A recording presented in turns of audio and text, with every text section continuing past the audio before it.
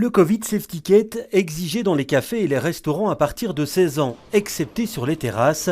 Ce gérant de 3 établissements à Bruxelles se demande bien comment il va pouvoir faire pour mettre en œuvre l'obligation.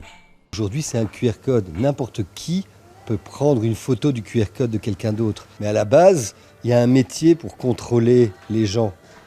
Ça s'appelle la police. Nous, on n'est pas là pour faire la police. La question du contrôle, c'est ce qui agite la profession. Aujourd'hui, nous n'avons pas le droit légalement de demander une pièce d'identité.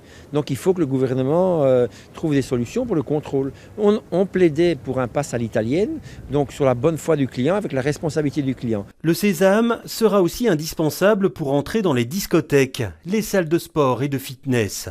Les lieux culturels sont également concernés.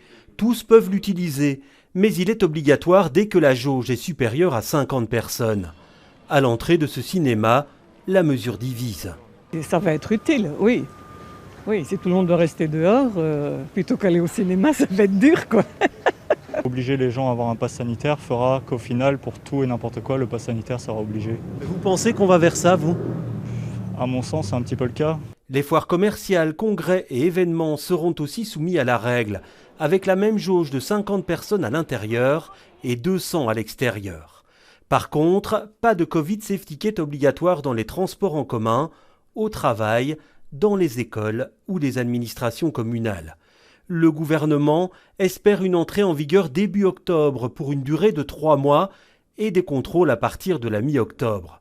Des sanctions pénales et une fermeture administrative sont annoncées en cas de non-respect de la mesure.